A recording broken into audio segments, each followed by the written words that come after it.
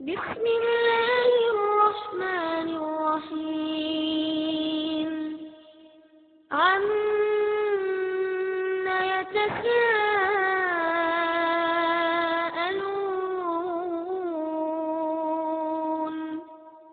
عن النبأ العظيم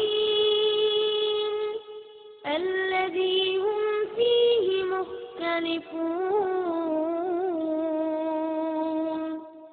كلا سيعلمون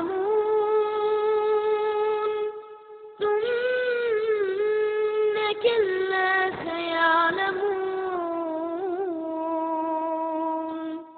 ألم نجعل الأرض مهادا والجبال أوتادا وخلقناكم أزواجا وجعلنا نومكم سباتا وجعلنا الليل لباسا وجعلنا النهار معاشا.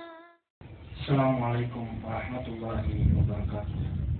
கண்ணியத்திற்குரிய எல்லாம் உள்ள அல்லாஹ்வின் நல்லடியார்களே, ஒரு மனிதன் இந்த உலக வாழ்க்கையில எத்தனையோ பல பருவங்களை சந்திக்கின்றான்.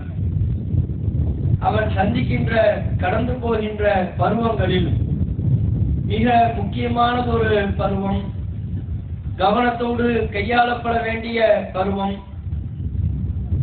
பல வகைகளிலேயும் சீர்திருத்தம் செய்யப்படுவதற்கு தகுதியான ஏற்ற பருவம் எதுவென்றால் ஒவ்வொரு மனிதர்களும் தங்கள் வாழ்நாளில் சந்திக்கின்ற இளமை பருவம்தான். குழந்தை பருவத்தில் கெட்டு போவதை காட்டிலும் முதுமை பருவத்தில் இன்னபிற தீமையான வழிகேடான காரியங்களில் வீழ்ந்து போவதை காட்டிலும்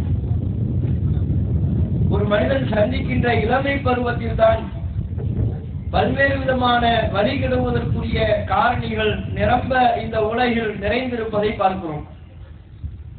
அதன் காரணத்தினால் நாம் வாழ்க்கை நெறியாக ஏற்றுக்கொண்டிருக்கிற இஸ்லாமிய மார்க்கம் நாம் சந்திக்கின்ற இந்த 3 பருவங்கள் தொடர்பாகவும் பல்வேறு விதமான அறிவுரைகளை சொல்லித் தருகிறது.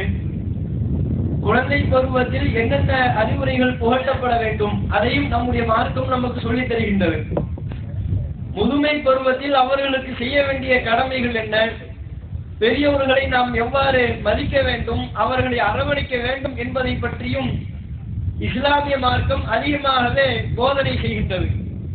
ஆனால் குழந்தை பருவத்தை பற்றி பேசுவதை காட்டிலும் முதுமை பருவத்தை பற்றி பேசுவதை காட்டிலும் இஸ்லாமிய மார்க்கத்தினுடைய போதனை அதிகமாக அழுத்தமாக இளைஞர் பருவத்தை பற்றி தான் அதிகமான போதனைகள் சொல்லப்படுவதை பார்க்கிறோம். அந்த அளவிற்கு இறைவனாலும் கண்காணிக்கப்படக்கூடிய இறை தூதரின் புறத்திலிருந்தும் பல்வேறு போதனைகளின் மூலம் செம்மைப்படுத்தக்கூடிய ஒரு பருவமாக நாம் வாழ்நாளில் அடைகின்ற இளமை பருவம் அமைந்திருக்கின்றது. அதனால்தான் நபிகள் நாயகம் ஸல்லல்லாஹு அலைஹி வஸல்லம் அவர்கள் சொன்னார்கள், நாளை மறுமை நாளில் ஒவ்வொரு மனிதர்களும் தாங்கள் செய்த பாவங்களுக்கேற்ப வேர்வையிலே மூழ்கிக் கொண்டிருப்போம். நபிகள் நாயகம் குறிப்பிடுகிறார்கள், இன்னக்கும் மஹ்ஷூருன யௌமல் கியாமத்தி உஃபாத்தன் உராத்தன் குர்லா. நாளை மறுமை நாளில் நீங்கள் அனைவர்களும் நிர்வாணமானவர்களாக ஒன்று திரட்டப்படுவீர்கள், செருப்பணியாதவர்களாக கத்தனா செய்யப்படாதவர்களாக ஒன்று திரட்டப்படுவீர்கள்.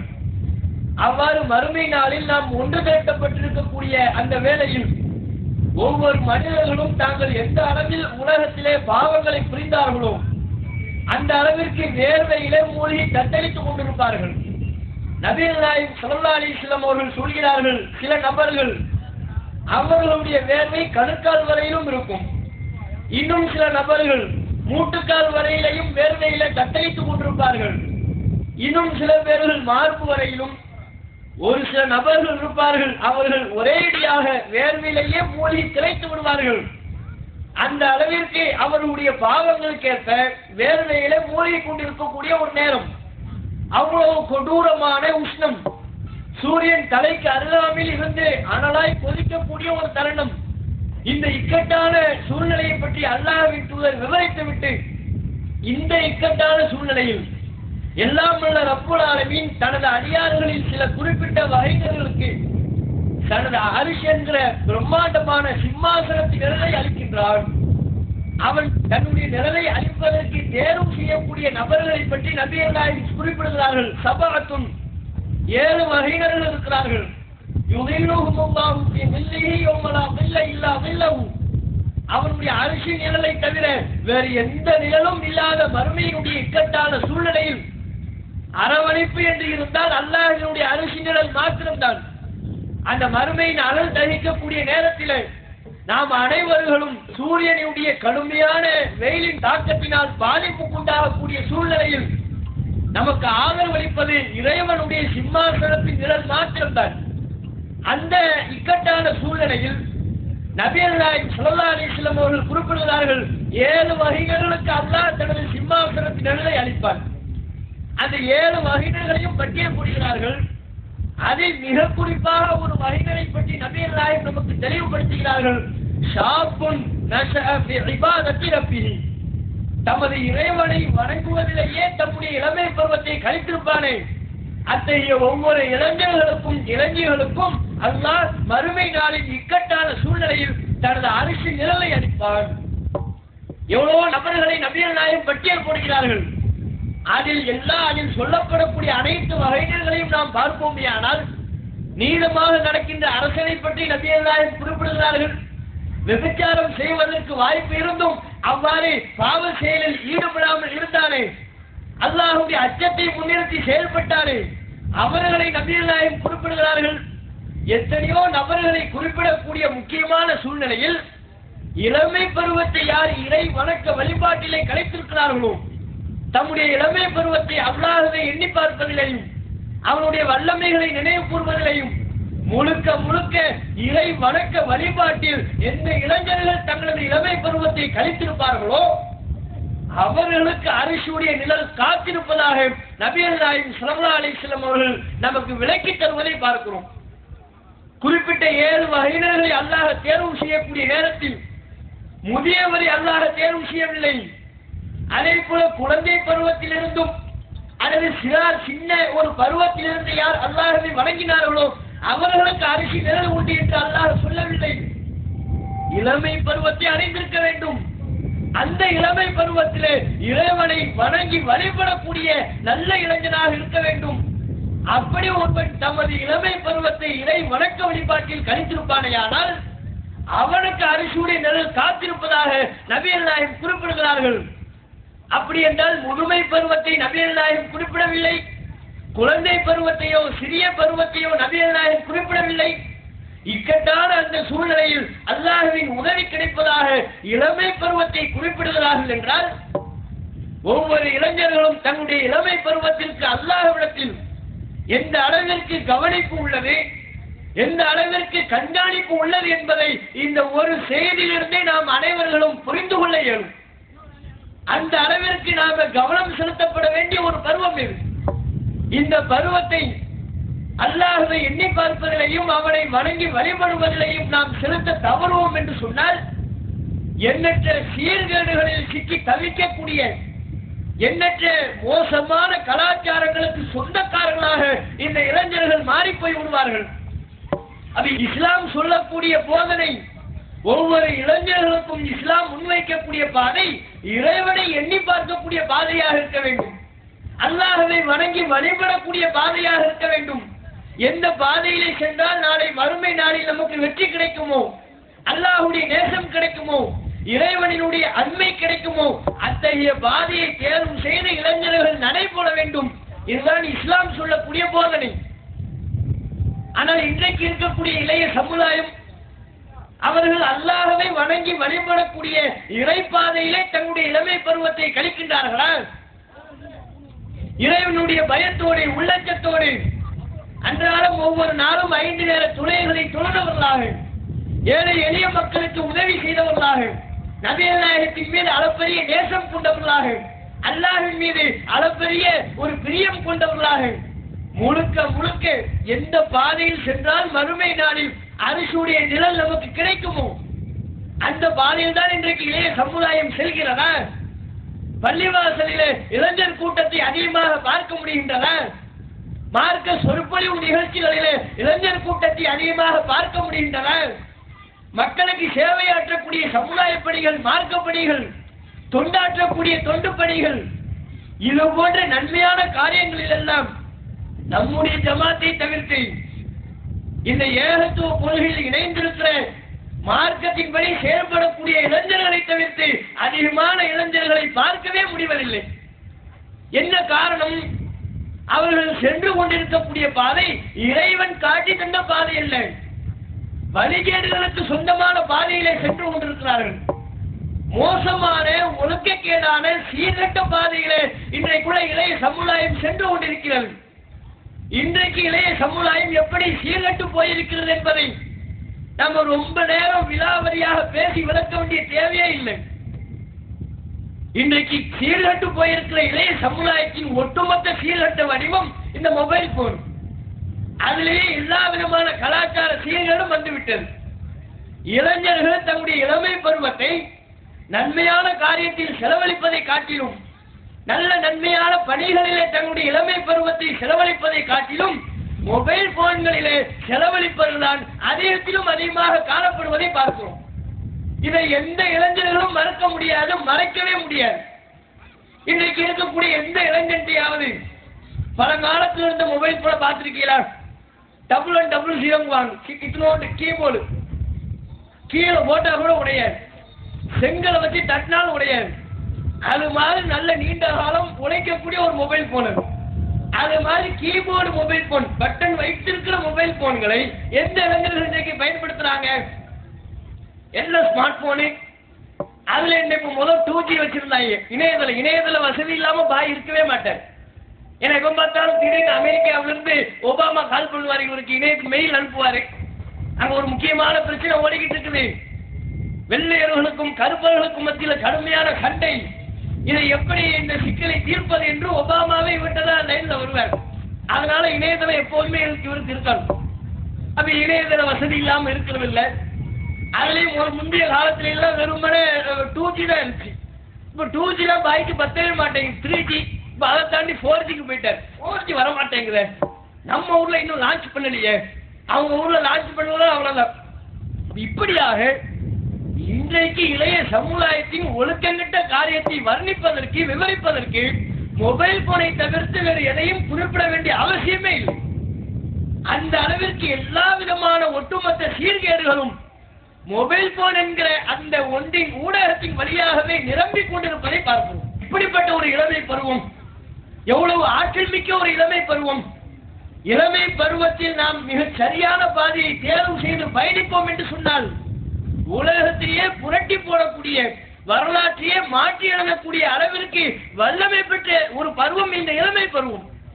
அப்பேற்பட்ட ஆற்றலை இளமை பருவத்திற்கு அல்லாஹ் வழங்கியிருக்கிறார். இன்றைக்கு நாம பார்க்கக்கூடிய எத்தனையோ பல அரிய கண்டுபிடிப்புகள், அந்த அரிய கண்டுபிடிப்புகள் எல்லாம் யாரின் வழியாக தோற்றுவிக்கப்பட்டது? முதியவர் வழியாக தோற்றுவிக்கப்பட்டதை காட்டிலும் சிறார்களின் வழியாக கண்டுபிடிக்கப்பட்ட அந்த அறிவியல் நவீன சாதனங்களை காட்டிலும் இளமை பருவத்தில் இருக்கிற இளைஞர்களின் மூலமாக கண்டுபிடிக்கப்பட்ட அறிவியல் சாதனங்கள் தான் அதிகத்திலும் அதிகமாக உலகத்திலே நடைபெற்றுக் கொண்டிருப்பதை பார்க்கிறோம். அந்த அளவிற்கு ஆற்றல் மிக்க ஒரு பருவத்தை இன்றைக்கு பல இளைஞர்கள் சர்வ சாதாரணமாக மொபைல் போன் மீது கொண்டுள்ள மோகத்தின் காரணத்தினாலேயே பாழாக்கி கொண்டிருப்பதை பார்க்கிறோம். எப்படியெல்லாம் பாழாக்குகிறார்கள்? மொபைல் போன்ல இருக்கவே இருக்குன்னு பேஸ்புக், அதை விட்டு அவரால் எந்நேரமும் பேஸ்புக்ல கனெக்டிங்ல இருந்துகிட்டே இருப்பார். அது எவ்வளவு பெரிய அற்புதமான ஒரு தொலைத்தொடர்பு சாதனம். அதை வைத்து வினாடி பொழுதில் ஒரு செய்தியை லட்சக்கணக்கான மக்களுக்கு தெரிவித்து விடலாம். அந்த அளவிற்கு வலிமையான ஒரு ஊடகம், நன்மை பயக்கக்கூடிய ஊடகம். நாமும் கூட நம்முடைய ஜமாத்தின் பல்வேறு சமூக மற்றும் மார்க்க பணிகளை, மனிதநேயமிக்க பணிகளை அதன் வழியாகவும் மக்களுக்கு தெரிவித்துக் கொண்டிருக்கிறோம். ஆனா இன்றைக்கு அப்படிப்பட்ட வலிமையான ஒரு ஊடகம் இளைஞர்களால் எதற்கு பயன்படுத்தப்படுகிறது? ஆக்கப்பூர்வமான பணிகளுக்கு இந்த பேஸ்புக் போன்ற இணையதள ஊடகங்கள் பயன்படுத்தப்படுகிறதா? ஆக்கப்பூர்வமான பணிகளுக்கு பயன்படுத்துவதை விட தேவையற்ற வீணான எந்த நன்மையும் இல்லாத தீமையான காரியங்களுக்கு பயன்படுவதுதான் அதிகமாக இருப்பதை பார்க்கிறோம். கண்டதுகள் இதெல்லாம் பேஸ்புக்ல ஏற்றி விடுறது. அது இல்லாம இருக்கவே மாட்டேன். எங்க போனாலும் போனோடய அலைய வேண்டியது. நிறைய பேர் இது வேலையாகவே அலைகிறாங்க. 4 பேர் அங்க ஒன்னா நின்றாங்க வைங்களேன், டக்குனு ஒரு போட்டோ Facebookல ஏற்றி விடுறது. இங்கே 4 பேர் நின்று கொண்டு இருக்கிறார், இதுல நாட்டுக்கு என்ன செய்தி இருக்கு? 4 பேர் நின்று நமக்கு என்ன, அதை எடுத்து ஒரு போட்டோ ஏற்றி விடுறது. இவன் காலகாலத்தால் எரிஞ்சு பல்லு தைக்குவாங்க. பல்லு தைக்கிறது செல்ஃபி எடுக்கிறது. இதோ நான் பல் தைக்கும் காட்சி, இதையும் Facebookல ஏற்றி விட்டுக்கிட்டு அதுக்கு ஒரு 100 பேர் லைக் போடுறான்னா அவங்களாம் பல்லு தைக்கிற கொடுப்பான்னு பாருங்க. இவன் பல்லு தைக்கிற போட்டோவை Facebookல ஏற்றி விடுறாங்க, அதுக்கு 100 பேர் கமெண்ட் கொடுக்குறான், சூப்பர், வா, அற்புதம். இப்போ பல்லு தைக்கிறதுக்கு 100 பேர் லைக் போடுறாங்களா? எந்த குரூப் பல்லு தேய்க்கிறாங்களா இல்லையா? எந்த விதமான ஆக்கப்பூர்வமான பணிகளும் கிடையாது. அதுல ஒரு மக்களுக்கு ஒரு தகவல் இல்லை, ஒரு சமூக பணி நடக்குது, அதை மக்களுக்கு தெரிவிக்கலாம். இது போன்ற சமூக பணிகளில் அவர்களையும் இணைத்துக் கொள்வதற்கு வாய்ப்பாக அமையும். மார்க்க சொற்பொழிவு நிகழ்ச்சி நடைபெறுகிறதா, அதை அந்த ஊடகத்தின் வாயிலாக பல இளைஞர்களுக்கும் பெண்மணிகளுக்கும் மக்களுக்கும் தெரிவிக்கிறார். அவர்களும் இது போன்ற மார்க்க சொற்பொழிவு நிகழ்ச்சியில் பங்கேற்று தங்களுடைய மார்க்க அறிவை பெருக்கிக் கொள்வதற்கு ஒரு வாய்ப்பாக அமையும். அதை தவிர்த்து விட்டு இந்த உலகத்திலையும் பலன் தராத, நாளை மறுமையிலையும் பலன் தராத வீணான காரியங்களுக்கு இந்த ஊடகங்களை, வலிமையான ஊடகங்களை, இணையதள ஊடகங்களை பயன்படுத்துவார்களே ஆனால் நம்ம சரியான பாதையில் தான் இளைஞர்கள் சென்று கொண்டிருக்கிறார்களா? நபிகள் நாயகம் நமக்கு எதை முன்னறிவிப்பு செய்தார்களோ, நிஅமத்தானி, 2 அருட்கொடைகள், அல்லாஹ்வால் வழங்கப்பட்ட அற்புதமான 2 அருட்கொடைகள், மக்பூலுன் ஃபீஹிமா கஸீரும் மினன் நாஸ், அதிகமான மக்கள் அல்லாஹ்வால் வழங்கப்பட்ட அந்த 2 அருட்கொடைகளை பாழாக்கி கொண்டிருக்கிறார்கள். அந்த 2 அருட்கொடைகள் என்ன? அஸ்ஸிஹத்து வல் ஃபராக், உடல் ஆரோக்கியமும் ஓய்வு நேரங்களும் அல்லாஹ்வால் மனித சமுதாயத்திற்கு வழங்கப்பட்ட அற்புதமான அருட்கொடைகள். ஆனால் அநேக மனிதர்கள் இந்த 2 அருட்கொடைகளை பாழாக்கி கொண்டிருக்கிறார்கள் என்று நபிகள் நாயகம் நம்ம எல்லாம் எச்சரிக்கை செய்யும் விதமாக இந்த அறிவுரையை வழங்கினார்கள். அதைத்தானே இன்றைக்கு இளைய சமுதாயத்திடத்திலே பார்க்கிறோம். சதா எப்போது பார்த்தாலும் மொபைல் போனிலே தம்முடைய நேரங்களையும் இறைவனால் வழங்கப்பட்ட இளமை பருவத்தையும் பாழாக்கி கொண்டிருப்பதை பார்க்கிறோமா இல்லையா? இதுல Facebook வழியாக கெட்டு போறதுன்னு சொன்னா பல்வேறு விதமான பெண் நண்பர்களை இதில் அழைக்கிறது. பெண்களை Facebook நட்பு வட்டாரத்தில் நண்பர்களாக சேர்த்துக் கொள்வது, அவர்களோடு பல்வேறு விதமான மார்க்கத்தில் தடை செய்திருக்கிற விஷயத்தை எல்லாம் பகிர்ந்து கொள்வது, இதெல்லாம் ஒரு முஸ்லிம் செய்யக்கூடிய காரியமா? அல்லாஹ்வை அஞ்சி நடக்கக்கூடிய ஆணோ பெண்ணோ இது போன்ற தவறான மார்க்கம் தடுத்திருக்கிற உரையாடல்களில் பங்கேற்பார்களா? இன்றைக்கு இருக்கிற இளைய சமுதாயம் Facebook என்ற ஒரு ஊடகத்தை பயன்படுத்துவதின் அதிகமான நோக்கமே பெண்களோடு பழகுவதற்கும் அவர்களோடு தேவையற்ற விஷயங்களை விவாதிப்பதற்கும் தான் பயன்படுத்திக் கொண்டிருக்கிறார்கள். மார்க்கம் எப்படிப்பட்ட ஒழுங்கை நமக்கு கற்றுத்தருகிறது? நபிகள் நாயகம் ஸல்லல்லாஹு அலைஹி வஸல்லம் சொன்னார்கள், லா யஹ்லுவன்ன ரஜுலுன் பிஇம்ராத்தின், எந்த ஒரு ஆணும் அந்நிய பெண்ணோடு தனித்திருக்க கூடாது. இது இஸ்லாம் நமக்கு சொல்லி தந்திருக்கிற மிக முக்கியமான ஒரு ஒழுக்கம். அந்நிய ஆணும் அந்நிய பெண்ணும் எங்கேயுமே தனித்திருக்க கூடாது. அவ்வாறு தனித்திருப்பதை நம்முடைய மார்க்கம் வன்மையாக கண்டிப்பதோடு இன்ன ஷைத்தான சாலிஸஹுமா, மூன்றாவதாக ஷைத்தான் இருக்கிறான். 2 பேர் தனியா இருப்பதாக நீங்க நினைப்பீங்க, மூணாவதா ஷைத்தான் இருக்கிறான்.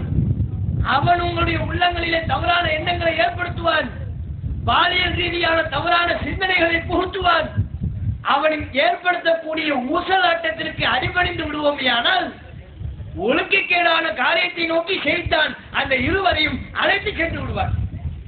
அதனால்தான் நம்முடைய மார்க்கம் நமக்கு இப்படிப்பட்ட நெருப்பான ஒரு அற்புதமான ஒழுக்கத்தை நமக்கு போதித்தது. இந்த ஒழுக்கத்தை எல்லாம் சாதாரணமாக கடைபிடிக்கக்கூடிய நம்மில் பல பேர்கள் ஊடகத்தில கடைபிடிக்க தவறி விடுகிறார்கள். Facebookல இருக்கிறது அவங்க தனியா இருக்கிறதாகவே நினைக்கிறது இல்லை. Facebook என்ற ஒரு ஊடகத்தின் வாயிலாக ஒரு இளைஞனும் ஒரு இளைஞியும் தங்களுடைய தகவல்களை பரிமாறிக்கொள்கிறார்கள் என்றால் இது தனிமை அல்லாமல் வேற என்ன? ஒரு பெண்ணை தொடர்பு கொண்டு நான் தகவலை அனுப்புவதாக இருந்தால் எந்த தகவலையும் அனுப்ப இயலுமா இல்லையா? அவளோடு எந்த விதமான விஷயங்களையும் பேச முடியுமா முடியாத? அப்ப எந்த விதமான கட்டுப்பாடுமற்ற தனிமையான ஒரு சூழல் தான் இந்த Facebookiன் மூலமாக உரையாடுவது. இது மார்க்கம் தடுத்திருக்கிற தனிமை என்றே பல ஆண்கள் பெண்கள் சிந்திப்பதில்லை. அதிலையும் பல்வேறு விதமான பெண்கள், மார்க்கத்தினுடைய போதனையற்ற பெண்கள், இவர்கள் அரைமுறையாக ஆடை அணிவது மாத்திரமில்லாமல் அதை பொது வெளியில பேஸ்புக்ல பகிர்வார்கள்.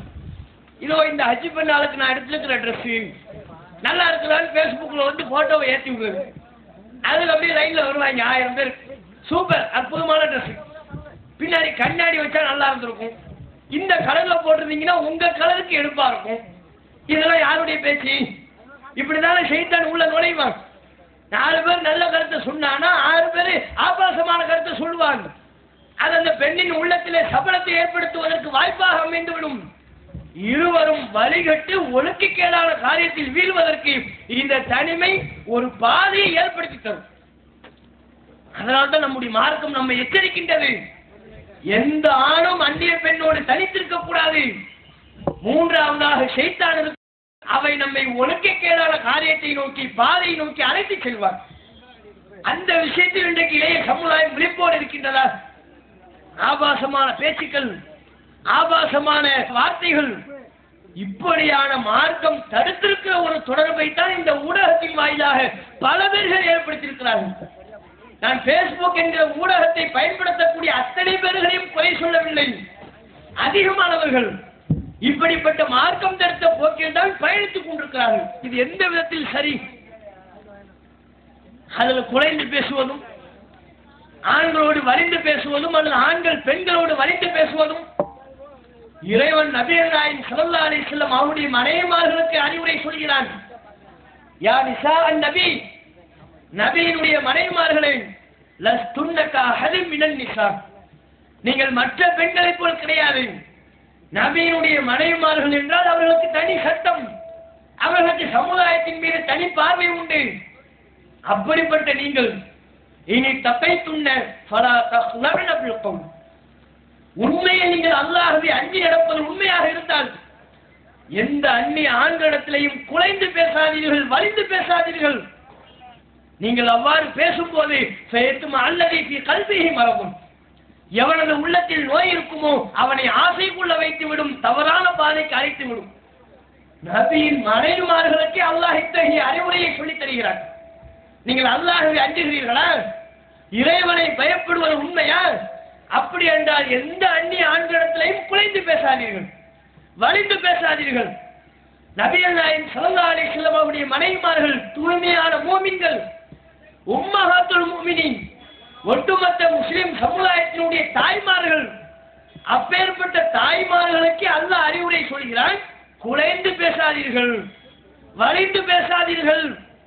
அவர்களுக்கு இந்த அறிவுரை என்றால் இன்றைக்கு இருக்கக்கூடிய தாய்மார்களுக்கு இது பொருந்தாதா? குறிப்பாக இளைய பருவத்தை அடைந்திருக்கிற பெண்களுக்கு இந்த அறிவுரை முக்கியம் இல்லையா, தேவை இல்லையா? அல்லாஹ்வை அஞ்சி நடக்கக்கூடிய அத்துணை முஸ்லிமான ஆண்கள் பெண்கள் கடைபிடிக்க வேண்டிய ஒரு ஒழுக்க நெறி. இந்த ஒழுக்க நெறி பேஸ்புக் என்கிற ஊடகத்திலே மீறப்படுகின்றதா இல்லையா? குலைந்து பேசக்கூடிய வகையிலான வாசகங்கள், ஆபாசத்தை தூண்டக்கூடிய வகையிலான வாசகங்கள், இதுதான் இளைய பருவத்திலே பேஸ்புக் என்கிற ஊடகத்தை பயன்படுத்தக்கூடிய அதிகமான நபர்கள் செய்வது. எப்படி பாழாக்கி கொண்டிருக்கிறோம்? எவ்வளவு ஒரு ஆற்றல் மிக்க பருவத்தை இது போன்ற வீணான காரியங்களிலே செலவு செய்து கொண்டிருக்கிறோம். நீங்கள் நபிகள் நாயகம் வாழ்த்தெடுத்த இளைய சமுதாயத்தை பாருங்கள். தன்னுடைய நேரங்களையும் தன்னுடைய இளமை பருவத்தையும் எப்படியெல்லாம் கழித்தார்கள். பெரும்பான்மையான இளைஞர்கள் நபிகள் நாயகம் உருவாக்கிய இளைய சமுதாயம் இறைவனுடைய பாதையில் நடைபோட்ட, அல்லாஹ்வை பயந்து நடந்து கொண்ட, தங்களது இளமை பருவத்தை மட்டுமல்ல ஒட்டுமொத்த வாழ்க்கையும் அல்லாஹ்வுக்காக அர்ப்பணித்த சமுதாயமாக நபிகள் நாயகம் உருவாக்கிய இளைய சமுதாயம் இருந்தது. எத்தனையோ பல இளைஞர்களின் வரலாறுகளை பார்க்கிறோம்.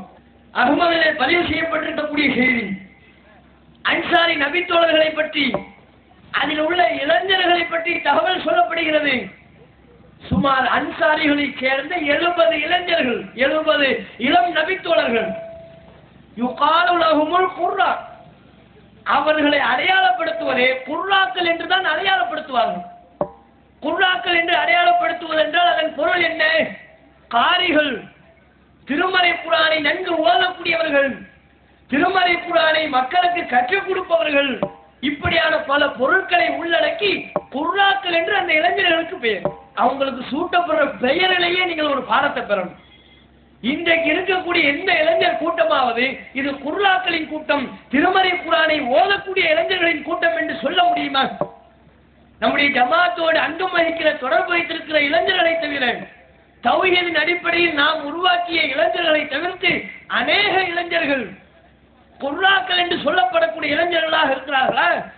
இவர்களெல்லாம் காரிகள், திருமறை குர்ஆனோடு தொடர்பில் உள்ளவர்கள், குர்ஆனை அற்புதமாக ஓதக்கூடிய, பிற மக்களுக்கு எடுத்துரைக்கக்கூடிய இளைஞர்கள். இந்த பெயரை பெற்ற இளைஞர்கள் நம்ம சமுதாயத்தில் எத்தனை பேர்கள்? அவனுக்கு அவனே பேர் வைக்கிறான். பல இளைஞர்கள் என்ன பேர்? குர்ஆனா பேர் வைக்கிறான். என்ன பேர் வச்சுக்கிட்டு இருக்கிறான்? நம்ம தான் அன்றாடம் வால் போஸ்டர்ல பாக்குறோமே. தங்களுடைய நண்பர்களுக்கு ஏதாவது கல்யாணம் நீங்க களை கட்டி அந்த ஊர்ல வால் போஸ்டர் ஸ்டார் குரூப் ஆரம்பிச்சிருவாங்க. மணமக்களை மனதார வாழ்த்தும் நெஞ்சங்கள் ஸ்டார் குரூப், கீழே எல்லாம் பேரப்புள்ளம் பாருங்க, அட்டகாசம் குரூப், தல குரூப், இப்படி பல்வேறு விதமான சினிமாவினுடைய பின்னணியை கொண்ட பெயர்களைத்தான் தங்களுக்கு சூட்டுகிறார்கள். பேரப்புள்ள பாத்தீங்கன்னா அடைமொழியோடு, அந்த அடைமொழியும் எப்படிப்பட்ட அடைமொழி? சினிமா நடிகரின் பெயரை கொண்ட அடைமொழியாக இருக்கும், அவன் நடித்த சினிமா படத்தின் பெயரை கொண்ட அடைமொழியாக இருக்கும். அப்துல்லா என்பது எவ்வளவு அற்புதமான பேர். அல்லாஹுடைய அடிமை. அல்லாஹுடைய அடிமைனா ஒட்டுமொத்த மக்களுமே இறைவனுடைய அடிமைகள் தான். அதை பெயரிலேயே வெளிப்படுத்தக்கூடிய தன்மை கொண்ட ஒரு பேர் தான் அப்துல்லா. அந்த பேரை எப்படி ஆக்கிவிட்டான்? அட்டஹாச அப்துல்லா. அது சினிமா படத்தோடு அந்த நடிகனோட பேரை சொத்து. முஹம்மது புகழக்கூடியவர், நம்முடைய தலைவர், நாம் உயிரை விட மேலாக நேசிக்கக்கூடிய நபிகள் நாயகத்தின் பெயர். அப்படிப்பட்ட அற்புதமான பெயரை எப்படி சொல்லிக் கொண்டிருக்கிறான்? ரஜினி முகமது. கஜினி முகமது தான் வரலாறு பார்த்திருக்கும். இவன் வச்சிருக்கிறான் ரஜினி முகமது. எங்க தலைவரோட என் பேரை சேர்த்து சொல்லுவேன், அதுலதான் எனக்கு ஒரு இன்பம். அப்ப இவர்களுக்கு சூட்டப்பட்டிருக்கிற பெயர்கள் என்ன? குர்ஆக்கள் என்பது பெயர் இல்லை, குர்ஆனை ஓதக்கூடியவர்கள் என்பது பெயர் இல்லை. சினிமா படங்களையும் அதனுடைய கதாபாத்திரங்களையும் இணைத்து சொல்லப்படக்கூடிய பெயர்களைத்தான் இன்றைக்கு இருக்கக்கூடிய இளைஞர்கள் தேர்வு செய்து சூட்டுகிறார்கள். இது சரியான பாதையா? இளைஞர்கள் செல்ல வேண்டிய பாதையா? நபிகள் நாயகம் ஸல்லல்லாஹு அலைஹி வஸல்லம் அவருடைய வாழ்க்கையில் உள்ள, அவர்களுடைய காலத்தில் உள்ள இந்த இளைஞர்கள் குர்ஆக்கள் காலை மாலை என்று எப்போதும் சதா பள்ளிவாசலிலேயே தங்களுடைய நேரத்தை கழிப்பார்கள். திருமறை குர்ஆனை ஓதுவார்கள்.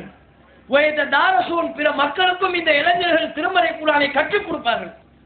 அன்சாரிகளைச் சேர்ந்த 70 குர்ஆக்கள் இளைஞர்கள் தாங்களும் குர்ஆனை ஓதுவார்கள், தாங்களும் மார்க்கத்தினுடைய போதனையை கற்றுக்கொள்வார்கள், பள்ளிவாசல்களிலேயே இரவு பகலை கழிப்பார்கள்.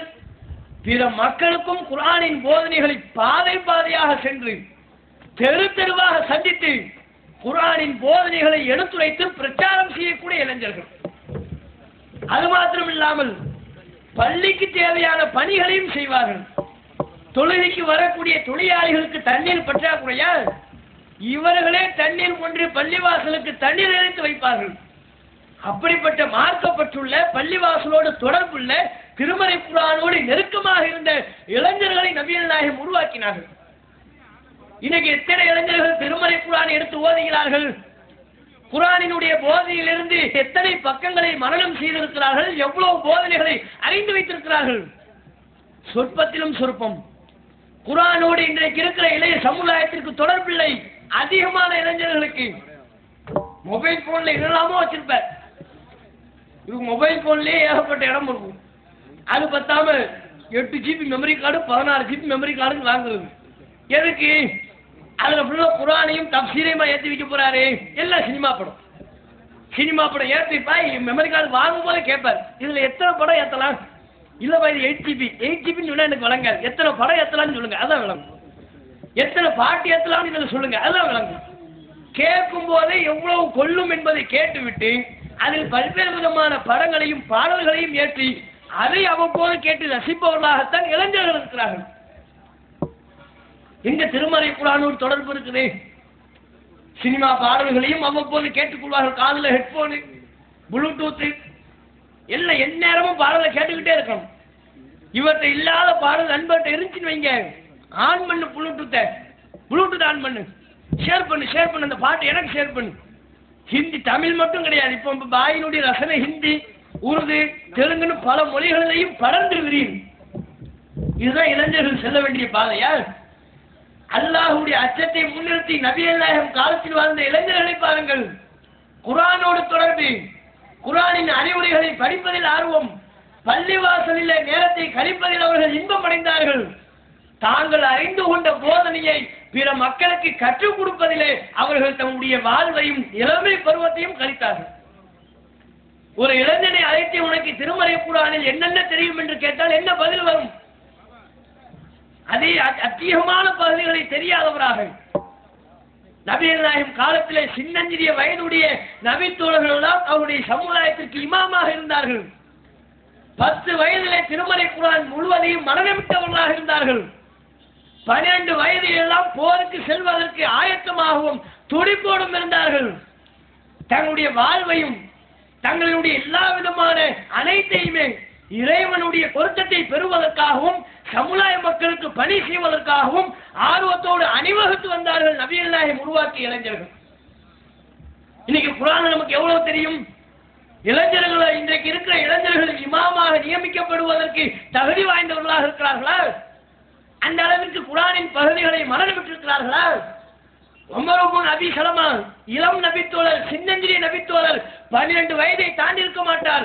அவர் சமுதாயத்திற்கு இமாமாக நின்றார். அவரைத்தான் அவருடைய மக்கள் இமாமாக நிறுத்தினார்கள். காரணம், அந்த பகுதியில் அந்த மக்களில் இவருக்குத்தான் திருமறை குர்ஆனின் அதிகமான வசனங்கள் தெரியும். எந்த அளவுக்குலாம் அவங்க இப்னு அப்பாஸ் அவர்கள் 12 வயதை தாண்டுவதற்கு முன்பாகவே திருமறை குர்ஆனை மனநமிட்டார்கள். இப்படியாக நபிகள் நாயகம் உருவாக்கிய இளைஞர்களின் வரலாற்றை எடுத்துக்கொண்டால் எத்தனையோ பல இளைஞர்கள் அவர்கள் திருமறை குர்ஆனோடு கொண்டிருந்த தொடர்பு நம்மை எல்லாம் வியப்பில் ஆழ்த்தக்கூடிய அளவிற்கு உண்டான தொடர்பு. இன்றைக்கு நாம வைத்திருக்கிற தொடர்பு என்ன? நமக்கு இந்த குர்ஆனில் அதிக நேசம் இருக்கிறதா, பிரியம் இருக்கின்றதா? அதை எடுத்து படிப்பதிலே நாம் நம்முடைய நேரத்தை கழிக்கின்றோமா? குர்ஆனின் பாதையிலே செல்வதற்கு பதிலாக சினிமா நடிகர்களின் பாதையிலே நம்முடைய சமுதாயம் செல்கிறது. சினிமா மோகம் கொண்டு அவர்களினுடைய பின்னால் அலைகின்றது. நபிகள் நாயகத்தை நேசிக்க வேண்டிய இளைஞர் பட்டாளம் கூத்தாடியையும் அவர்களை நேசிப்பதன் விளைவாக அவர்கள் பின்னால் செல்வதை பார்க்கிறோம். இதுதான் இன்றைக்கு இளைஞர்கள் செல்ல வேண்டிய பாதையா? ஏன்னா நம்ம நபிகள் நாயகத்தை நேசித்தோம்னா என்ன செய்யணும்? பின்பற்றணும். அது அப்படியே இந்த கூத்தாடிகளுக்கு தான் இன்றைக்கு இருக்கக்கூடிய பல முஸ்லிம் இளைஞர்கள் செய்து கொண்டிருக்கிறார்கள். சினிமா நடிகனை நேசிப்பார்கள். அதன் விளைவாக தன்னுடைய நடை, உடை, பாவனைகள் அனைத்தையுமே அந்த சினிமா நடிகனை பின்பற்றியதாக அடிவுத்ததாகத்தான் இருக்கும். திடீர்னு பாய் முடிவெடித்து வருவார். இங்கிட்டு பார்த்தா எலி கரமணமா இருக்கும், இங்கிட்டு பார்த்தா சண்டையில பிச்சுக்கிட்டமா இருக்கும். அல்லது அணில உட்கார்ந்து இருக்குதா அல்லது முடியை சீவி இருக்கிறானே வித்தியாசம் தெரியாது. இப்படி தலையை ஃபுல் அப்படி மேலே சீவிடுவார். பெயிண்ட் வேலை அடிச்சு விட்டுருவார். வீட்டுக்கு வெள்ளை அடிச்ச மாதிரி தலை முடிக்கு மேல பெயிண்ட் அடிச்சிருவார். நமக்கு தூரத்துல இருந்து பார்த்தா அந்த பாரு ஒரு அணில் நிக்கிறதுன்னு சொல்லுவோம். பார்த்தா பக்கத்துல பார்த்தா அவருடைய முடி அந்த லட்சணத்துல இருக்கும். என்னப்பா நீ இப்படி வித்தியாசமா முடிய வெட்டி இருக்கிறீங்க, டைப் டைப்பா மண்டைய வச்சிருக்கிறியா, என்னப்பா இது? எங்க தலைவர் அந்த படத்துல பண்ணார்ல, இது புது ஹேர் ஸ்டைல், இது இந்த பேரை சொல்லி கடையில போய் சொன்னீங்கன்னா உங்களுக்கு வெட்டி தந்துடுவான். கூட 50 ரூபா கொடுக்கும். இப்படி பரண்டி வைக்கிறதுக்கும் தலையை நல்லா இருக்கிற தலையை நாசமாக்குறதுக்கு நான் கூட 50 ரூபா கொடுக்கணுமா? எனக்கு எதுக்கு இந்த வேலை? இப்படி பல்வேறு விதமாக முடி வெட்டுறதையும் மாத்திடுறான், போடுற சட்டையே மாத்திடுறான். வித்தியாசமா பாக்கெட்டை பார்த்தா வச்சு கிழிச்ச மாதிரி இருக்கு. ஒண்ணு வழியெல்லாம் வைக்காம போ. அது என்ன வளைச்சு 10 பாக்கெட்டு, ஒரு பாக்கெட்ல கூட 10 ரூபா இருக்காது. அது வேறு 10 பாக்கெட் பின்னால பாக்கெட்டு முன்னால பாக்கெட்டு வச்சு கிழிச்ச மாதிரி. இன்னும் புது ஸ்டைலா இருக்குது. அவனுக்கு பிடிச்சிருக்குன்னு போட்டு அது வேற, அவனுக்கு பிடிச்சிருக்குன்னா போடுறான். சினிமா படத்துல பார்த்தோம், எங்க தலைவர் இப்படி ஒரு சட்டையை போட்டு வந்தாரு. உடனே கடையில போய் விசாரிச்சோம், 500 ரூபா கூடனாங்க. உடனே வாங்கிட்டோம்ல. இந்த சட்டையை போட்டு என்ன சொர்க்கத்துக்கு போகும்போது சட்டை போட்டுக்கான நல்லா பார்க்க போறான். இப்படி நம்முடைய இளைஞர்கள் செல்லக்கூடிய பாதை சினிமா நடிகர்களுடைய பாதை. அவன் மேல் கொண்டிருக்கிற மோகம், அவன் எந்த பாதையிலே சென்று கொண்டிருக்கிறானோ, எதையெல்லாம் பேசிக் கொண்டிருக்கிறானோ அதை அப்படியே உள்வாங்கி பிரதிபலிக்கக்கூடியவர்களாகத்தான் அதிகமான இளைஞர்கள் இருக்கிறார்கள். தொழுகை இல்லை. இப்னு உமர் என்கிற நபித்தோழர் எல்லாம் எப்பேற்பட்டவர்? நபிகள் நாயகம் ஸல்லல்லாஹு அலைஹி வஸல்லம் அவர்களிடத்துல இப்னு உமர் அவர்கள் தான் கண்ட ஒரு கனவை சொன்னார்கள். விகாரமான ஒரு கனவு, தனக்கு ஏதோ ஆபத்து நேரப் போகிறதோ என்பதை உணர்த்தக்கூடிய வகையிலான ஒரு கனவு. அந்த கனவை தாம் கண்ட கனவை நபிகள் நாயகம் ஸல்லல்லாஹு அலைஹி வஸல்லம் அவர்களிடம் இப்னு உமர் அவர்கள் தெரிவிக்கிறார்கள். அப்ப நபிகள் நாயகம் சொன்னாங்க, நிஅமர் ரஜுலு, அப்துல்லா நல்ல ஆளுதான், இப்னு உமர் சூப்பர் மனிதர், லவ்கான யுஸல்லி மினல் லைல், இரவின் சில பகுதிகளில் அவர் தொழுதால் இன்னும் நன்றாக இருக்கும். நாங்கள் அப்துல்லா இப்னு உமர் என்கிற நபி தோழர் அற்புதமான நல்ல மனிதர், ஆனால் இரவின் சில பகுதிகளில் அவர் தொழுவாரையானால் இன்னும் நன்றாக இருக்கும் என்று நபிகள் நாயகம் சொன்னார்கள். இரவின் சில பகுதிகளில் தொழுவதுனா உபரியான நஃபிலான தொழுகையை பற்றி நபிகள் நாயகம் இப்படி சொன்னதிலிருந்து லா யனாமு இல்லா கலீலன், குறைவான நேரமே அவர் தூங்கக்கூடிய நபராகவும் இரவின் அதிகமான பகுதிகளில் இறைவனை நின்று வணங்கக்கூடிய ஒரு வணக்கசாலியாக இந்த இளைஞர் மாறி போனார். இப்னு உமர் அவரும் நம்மை போன்ற ஒரு இளைஞராக இருந்தார். அந்த பருவத்திலே எப்போது நபிகள் நாயகம் அவருக்கு அறிவுரை சொல்லக்கூடிய நேரத்திலே, நீ நல்ல ஆளுப்பா, இரவுல கொஞ்ச நேரம் அதிகமான நேரத்தை நீ செலவு பண்ணி தொழுதால் இன்னும் நல்லா இருக்கும். நாங்க ரசூலுல்லாஹ்விடமிருந்து இத்தகைய அறிவுரையை கேட்டதற்கு பிறகு இரவின் அதிகமான நேரம் தொழக்கூடியவராகவும் குறைந்த அளவிலான நேரமே தூங்கக்கூடியவராகவும் மாறி போனார். இதனை இறை வணக்க வழிபாடு, இதனை இளமை பருவத்தை இறை வணக்க வழிபாடோடு தொடர்பு ஏற்படுத்திக் கொள்வது, இப்படி இளைஞர்கள் எத்தனை இளைஞர்கள் பள்ளிவாசலோடு தொழுகை என்கிற வணக்க வழிபாடு மூலமாக தொடர்பு வைத்திருக்கிறார்கள். முன்பு ஒரு காலம் இருந்தது, எந்த பள்ளிவாசலையும் இளைஞர்களை பார்க்கவே முடியாது, முதியவர்களை மட்டுமே பார்க்கக்கூடிய ஒரு நிலை. அல்லாஹ்வின் அருளால் நம்முடைய ஜமாத் மக்களுக்கு மத்தியில் தெரு தெருவாக வீதி வீதியாக பிரச்சாரம் செய்ததற்கு பிறகு இளைஞர்களுக்கு மத்தியில் மிகப்பெரிய அளவிலான மாற்றம் ஏற்பட்டது.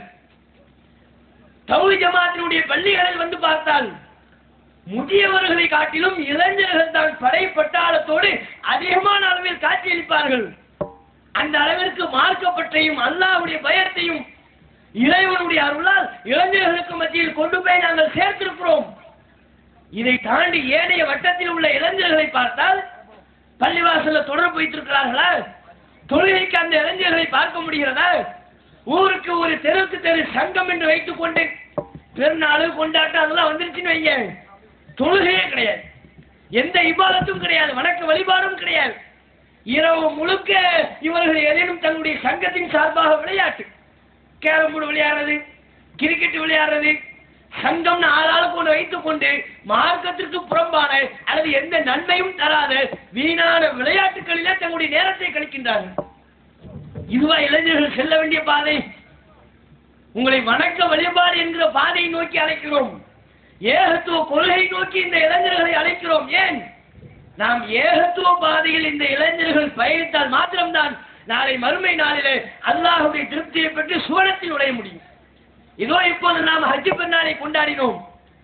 இந்த ஹஜ் பெருநாள் நமக்கு சொல்லித்தரக்கூடிய, குறிப்பாக இளைய சமுதாயத்திற்கு முன்வைக்கக்கூடிய பாடம் என்ன? இறை அர்ப்பணிப்பு தானே. அல்லாஹ்வை அதிகமாக நேசிக்க வேண்டும் என்பதைத்தானே இந்த ஹஜ் பெருநாள் இளைஞர்களுக்கு ஒரு அறிவுரையை பாடத்தை முன்வைக்கின்றது. ஏன்? திருமறை தான் சொல்லுது, இப்ராஹிம் அலைஹிஸ்ஸலாம் அவர்கள் தமது மகனை அறுத்து பலியிடுவதை போன்று கனவு காண்கிறார்கள். அப்போது தம்முடைய மகனிடத்திலே எந்த பருவத்தில் இந்த தகவலை சொன்னார்கள் என்பதை குர்ஆன் சொல்லும் போது ஃபலம்மா பலக மாஹு ஸஅய, தம்முடைய பிள்ளையிடத்திலே ஓரளவு விவரத்தை கண்டபோது, ஓரளவு முதிர்ச்சியை கண்டபோது அந்த குழந்தையிடத்தில் தம்முடைய மகன் இஸ்மாயிலிடத்தில் கேட்டார், யா புனைய இன்னி அராஃபில் மனாமி அன்னி அதுபஹுக, உன்னை அறுப்பதை போன்று கனவு கண்டேன், சந்தூர் மாதா தரா, நீ என்னப்பா நினைக்கிறாய் என்று கேட்டார்கள். இஸ்மாயில் அலைஹிஸ்ஸலாம் அவரிடத்தில் இப்ராஹிம் அலைஹிஸ்ஸலாம் அவர்கள் இந்த தகவலை சொல்லி கேட்டது இஸ்மாயில் அலைஹிஸ்ஸலாம் அவருடைய இளமை பருவத்திலே, இளமை பருவத்திற்கு நெருக்கமான பருவத்திலே. அந்த பருவத்தில் தான் இந்த அனுமதியை கேட்டார்கள் என்று திருமறை குர்ஆன் சொல்லுது. ஃபலம்மா பலக மாஹு ஸஅய, ஓரளவு முதிர்ச்சியை தம்முடைய பிள்ளையிடத்தில் கண்ட போது நீ என்னப்பா நினைக்கிற, உன்னை அறுக்கிற மாதிரி கனவு கண்டேன்னு கேட்கிறார். அந்த இளைஞர் என்ன பதில சொன்னாரு? இந்த இளைஞராக இருந்தா என்ன சொல்லியிருப்பான்? தகப்பனார் முடிக்கிறதுக்குள்ள இவன் திருப்பி போட்டுருவான் கேசட்டை. அப்ப நான் உங்களை இருக்கிற மாதிரி கண்டனே, நீங்க என்ன சொல்றீங்க, கத்தி வெயிட்டிங்வான். அவர் அதையெல்லாம் சொல்லியிருக்கவே மாட்டார். தகப்பனா நம்மிடத்திலேயாவது அனுமதி தான் கேட்பாரு, என்னப்பா நினைக்கிறது தயக்கமா கேட்பாரு. அவர் சொல்லியே முடிச்சிருக்க மாட்டாரு.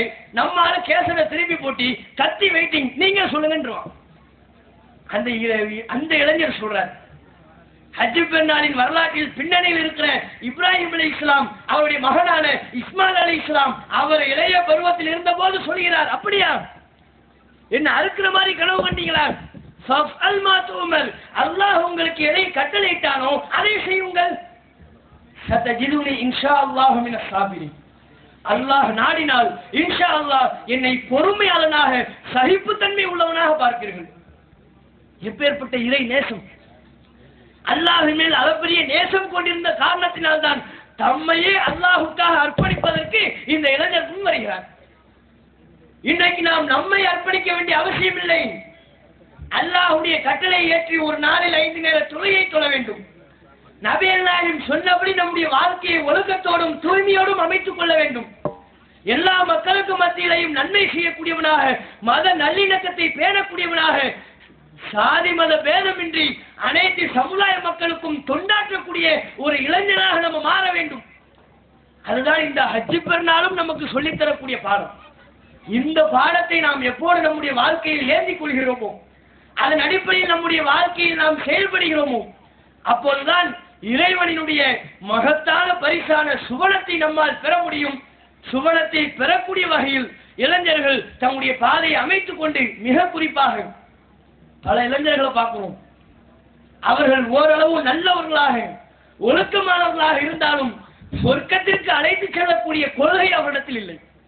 இறை செய்தியை மட்டுமே பின்பற்ற வேண்டும் என்கிற கொள்கை இல்லை. அவர்கள் சார்ந்திருக்கிற அமைப்புகளோ அந்த கொள்கையை நோக்கி அவர்களை அழைத்து செல்லக்கூடியவர்களாகவும் இல்லை. அதுபோன்று நல்ல இளைஞர்களுக்கு நாங்கள் அழைப்பு விடுக்கிறோம். நீங்கள் சரியான ஒழுக்கமுள்ளவர்களாக இருக்கிறீர்கள், நல்லவர்களாக இருக்கிறீர்கள். ஆனால் நீங்கள் சென்று கொண்டிருக்கிற பாதை மறுமையிலே சுவனத்தை பெற்று தரக்கூடிய பாதை இல்லை. இறை செய்தியை மட்டுமே பின்பற்றுவோம் என்கிற இந்த ஒரு பாதை மாத்திரம்தான் நம்மை சொர்க்கத்திற்கு அழைத்து செல்லக்கூடிய பாதை. அந்த பாதையை நோக்கி தௌஹீத் ஜமாத் இளைஞர்களுக்கு வழிகாட்டுகிறது, அதை நோக்கி அழைத்து செல்ல தயாராக இருக்கிறது. எல்லாம் உள்ள இறைவன் நம் அனைவர்களையும் சொர்க்கத்தில் நுழைவிக்கக்கூடிய நல்ல அடியார்களாக நம்மை அல்லாஹ் ஆக்கி அருள் புரிவானாக என்று கேட்டு என்னுடைய உரையை நிறைவு செய்து கொள்கிறேன். வாஹுர் தாவானா அல்ஹம்துலில்லாஹி ரப்பில் ஆலமீன். அஸ்ஸலாமு அலைக்கும் வரஹ்மத்துல்லாஹி வபரகாத்துஹு. அல்லாஹ்